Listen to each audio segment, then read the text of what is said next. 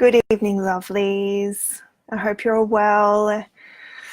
And your post-eclipse time has been smooth. I felt a little bit strange since Saturday morning, to be honest. Hi, I'm Jen Magenta Moon, and I'm going to be joining you every Monday night at 8 p.m. to do a weekly live to give you a bit of an energetic forecast about what's happening, potentially some astrological stuff, and what's going on for us all and how we can rise together. So yeah, I felt this sense of a void on Saturday afternoon. I'd spent all day Friday and most of Saturday doing heaps of manual labor and heaps of cleaning for a friend of mine to get a house ready for an open inspection. And afterwards, I just kind of felt this strange, bereft something. And I wanted to soothe myself. I wanted to comfort and make myself feel better. But I've now become aware that when these feelings come up, that's my opportunity to really look into it. You'll feel something and then you'll have an emotional reaction. Can you stop yourself at that point and identify where the feeling is coming from? Not falling back into the self-soothing of distractions or Netflix or chocolate or whatever it is that your vice may be. Taking a moment to identify what it is that's going on for you.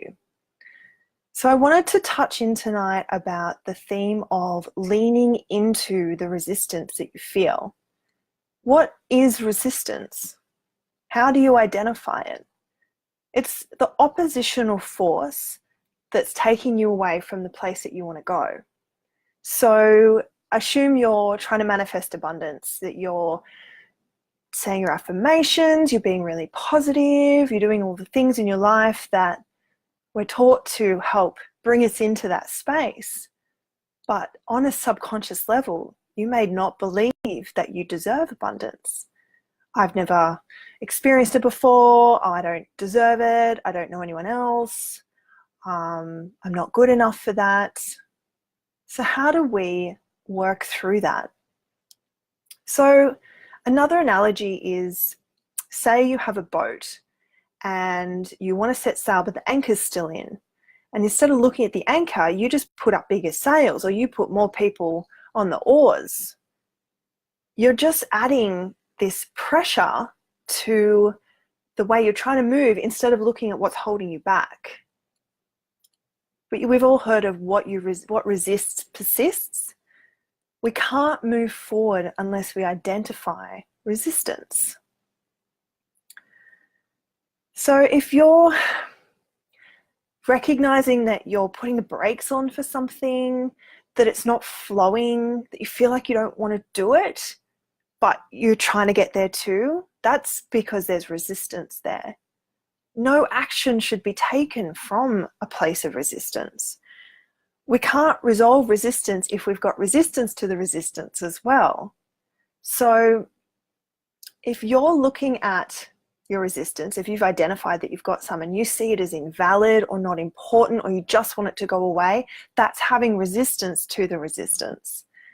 We need to look at it with compassion and listen to it with love, seeing that it's valid, seeing that it's important, because it's there for a reason. It's come up for something, for you to identify an area of your life that you're holding yourself back from.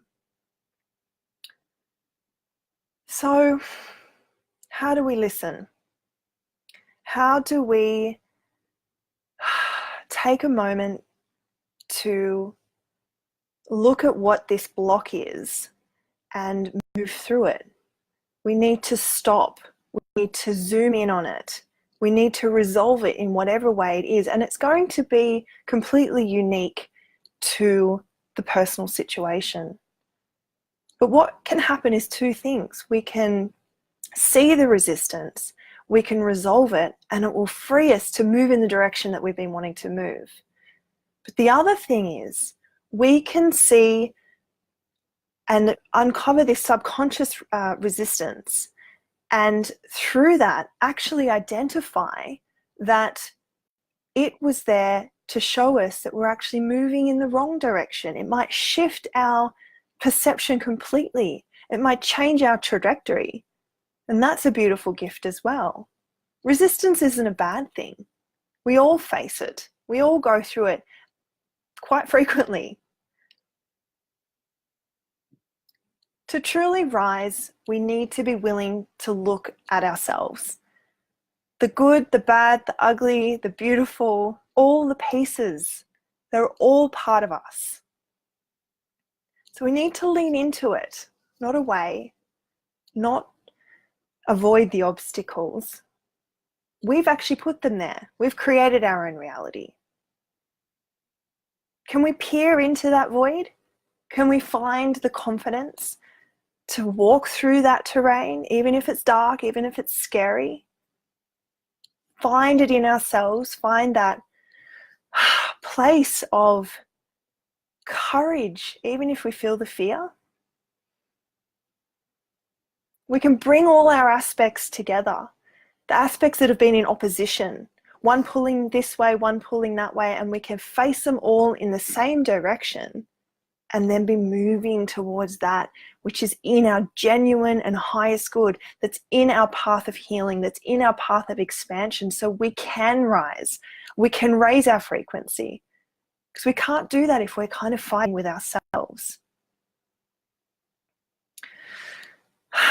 So I want to take this on myself. I want to see the parts of my life that aren't moving forward, that I feel stuck in. One of the examples is I've not found a home that's a sanctuary for quite a few years. It's been house hunting and house jumping and staying with friends and staying in this house that didn't quite work out, or this one didn't have these aspects that really I do need for my nourishment. So how do I identify what resistance I have to finding the home? Is there a part of me that I don't think deserves that? Or is it me not actually needing that because this is part of my growth? That's part of my path to discover. So I'm going to pull an oracle card tonight for us. I'm going to do it from the Goddess Guidance Oracle card deck, Doreen Virtue. And I'm going to ask for some guidance about how we can best identify the resistance that we're experiencing in life. Guides, spirits, higher spirits, earth spirits, animal spirits, whoever wants to be present for us all tonight. How do we identify the resistance in our life?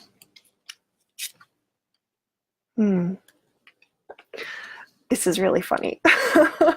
Just in comparison to the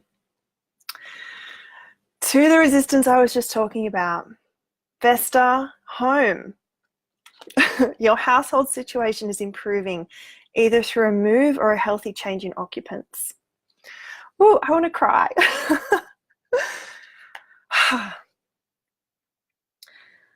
Home to me is in my heart. And if we can all look within and find that place of comfort and self-soothing by healing our inside opposition, our inside conflict, by having a better internal dialogue, by raising our frequency, home is where the heart is. Home is us creating the life that we want, that life of bliss, that life of passion. Thank you. Okay. It's going to be a bit short and sweet tonight, but that's just the way it's going to roll. So I'm going to finish off with your smile card. So last week it was always aim for the moon. Even if you miss, you'll land amongst the stars. And I'm trying. Gosh, I'm trying. I felt huge resistance coming up on Sunday when I had the time to sit and focus on building my website content and writing out the full description of a program I'm developing, and all the I'm not good enough, do I have what it takes, you know, have I got what it is to give, came up. And you know what? I'm still going to do it. I'm still going to aim for those moons, because even if I miss that particular moon, I'm landing amongst the stars. I'm giving my gift, my heart, my soul. I'm following my bliss, and I'm following the song that my soul is calling. So let's see what the smile cards have for you tonight, have for you for your week. Just a bit of lightheartedness. I think that's maybe what we need right now. In my world, everyone's a pony, and they all eat rainbows and poop butterflies. So just have a bit of lightness. Keep a smile on that dial. Keep the love flowing to each other, to yourself, and keep tuned in, because I'm going to keep offering my heart. I'm going to give it to you now on this page, on my Gen Magenta Moon page, but I'll still be delivering stuff on Magenta Moon. I'd love for you to join me. I'll be here 8 o'clock each Monday night. Have a beautiful week. Big love, my friends.